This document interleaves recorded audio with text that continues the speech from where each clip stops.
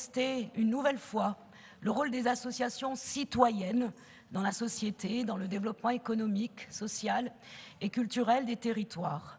Vous nous dites encore une fois que la vie associative, ça n'est qu'une affaire de bénévoles. Et vous nous dites encore une fois que l'éducation populaire est une démarche qui vous est singulièrement étrangère. Après 5 années de sarkozysme qui a mis à mal les associations et les associations qui portent des projets inscrits dans une démarche d'éducation populaire, il va falloir vous habituer désormais à parler d'éducation populaire et citoyenne, à comprendre le sens, les enjeux du militantisme citoyen, pour reprendre votre expression de militant, et qui a éducation populaire, qui a désormais un ministère de plein exercice.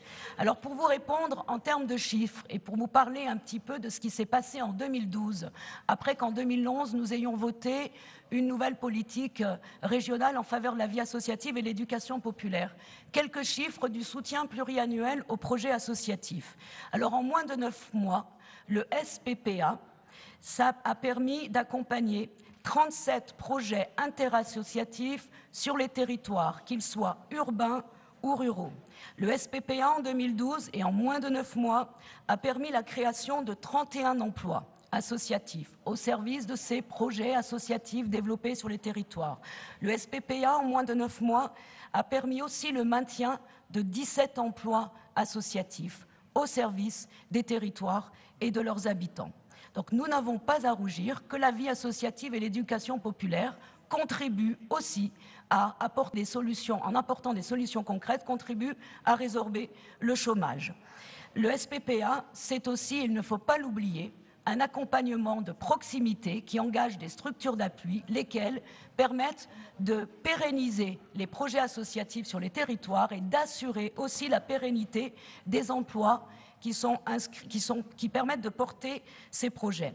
Mais il y a quelque chose de très grave dans votre amendement, puisqu'il concerne les crédits de fonctionnement et donc directement les crédits qui permettent de payer les engagements qui ont été votés par la région en 2012. Très concrètement, supprimer ces crédits, comme vous nous le proposez, ne nous permettrait pas de payer les premiers salaires des emplois nouvellement créés. Et ça, c'est important de vous le préciser. Je dois vous dire aussi, puisque vous nous parlez, j'ai l'habitude, hein, vous réduisez souvent en vie associative, au bénévolat, et que c'est jamais une affaire d'emploi, etc. Je dois vous dire que les crédits publics accordés aux associations sont de justes et bons investissements publics au service du lien social et de l'expression de la citoyenneté.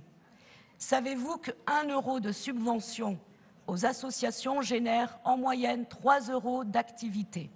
Enfin, en menaçant, comme vous le faites régulièrement, la stabilité financière des associations, vous vous attaquez tout simplement à la démocratie.